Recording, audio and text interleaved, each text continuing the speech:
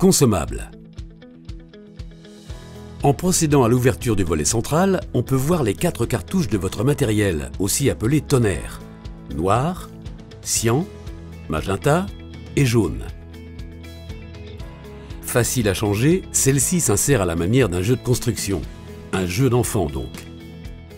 Notez toutefois que les messages d'alerte vous demandant de remplacer bientôt les tonnerres ne présentent en réalité aucun caractère d'urgence.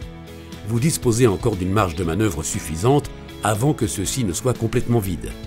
Ce n'est que lorsque la machine se bloquera qu'il faudra procéder au changement du tonnerre préalablement commandé.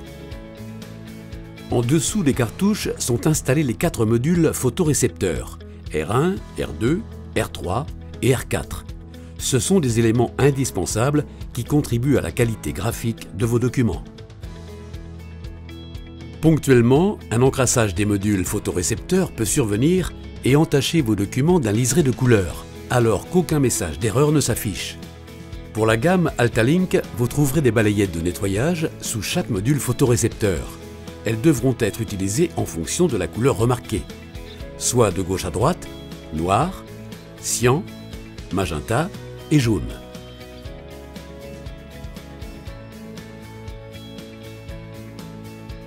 Le bac collecteur de tonnerre usagé R5 est situé sur le côté droit et doit être changé lorsqu'un message d'alerte vous l'indique.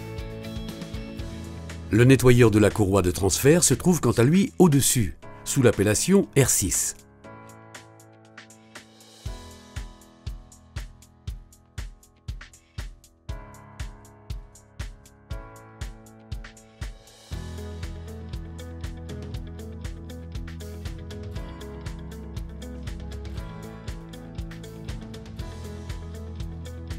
Si vous disposez d'un module de finition, les agrafes font également partie des consommables que vous aurez à changer.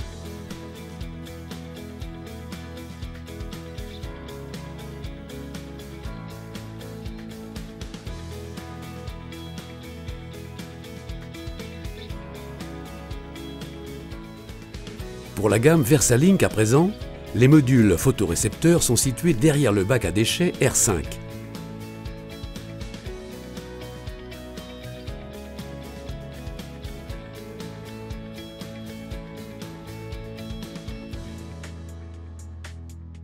Pour procéder au décrassage des modules, munissez-vous de la balayette située sur la porte et insérez-la dans l'espace prévu à cet effet, sous le photorécepteur.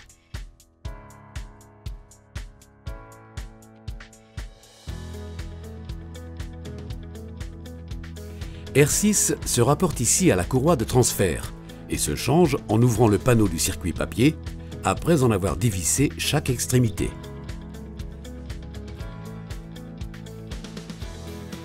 Altalink et Versalink. En ouvrant le panneau du circuit papier, vous trouverez le rouleau de deuxième transfert, identifiable sous le sigle R7, ainsi que le four, reconnaissable par le sigle R8.